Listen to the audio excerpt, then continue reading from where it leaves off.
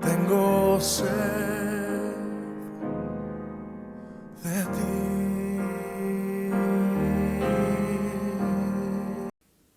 Hola a todos, queridos hermanos. Pues aquí seguimos reflexionando juntos con los salmos, aprendiendo a expresar ante Dios los sentimientos que más nos perturban. Y si hay algo que aprendemos de los salmos es que no debemos tener miedo de nuestros sentimientos, porque la verdad es que pueden ser un gran aliado para nuestra fe.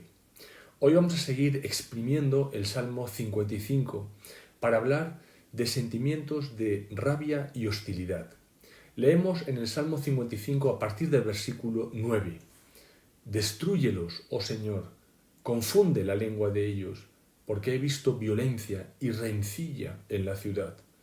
Día y noche la rodean sobre sus muros, e iniquidad y trabajo hay en medio de ella. Maldad hay en medio de ella, y el fraude y el engaño no se apartan de sus plazas. Que la muerte les sorprenda.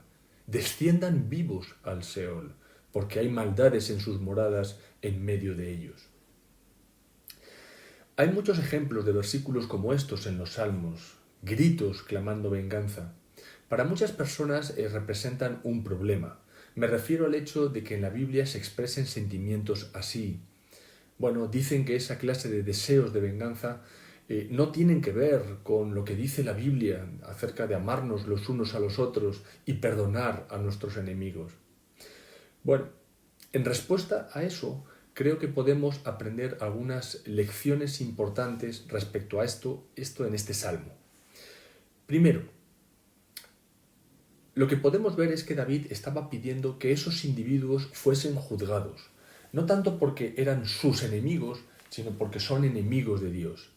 Notemos, por ejemplo, que en los versículos 10 y 11 la preocupación por la justicia social es lo que alimenta su indignación, porque hay violencia y rencilla en la ciudad. No es contra él solo, están infectando la sociedad.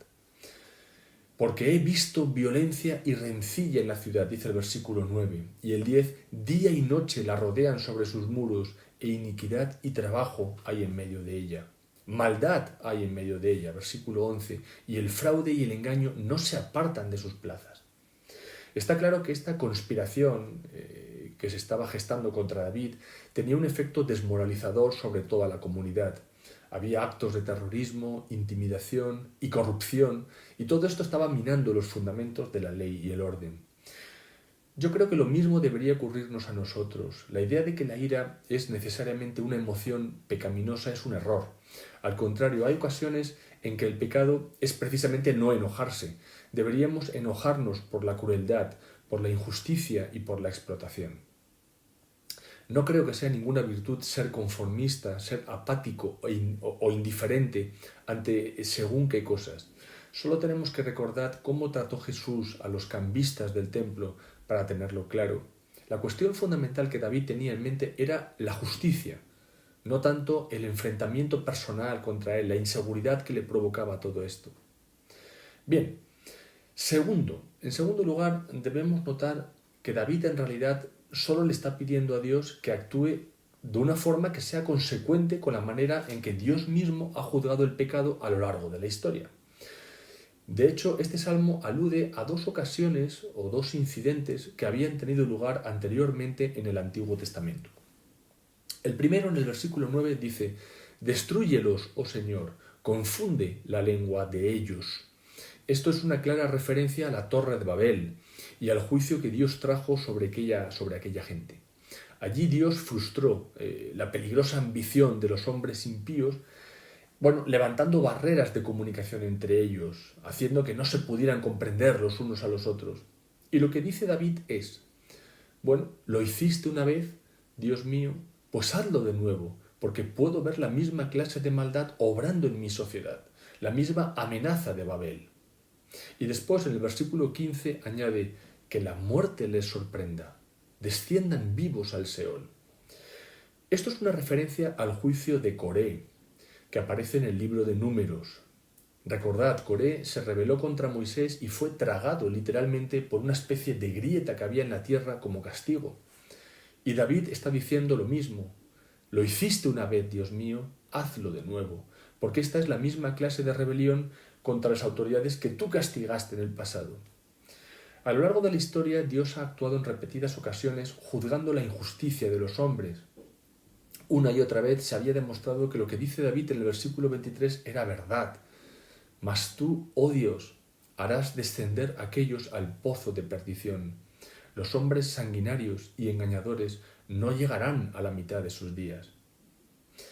David solo está pidiendo a Dios que le vindique frente a los malvados de la misma forma que lo había hecho anteriormente.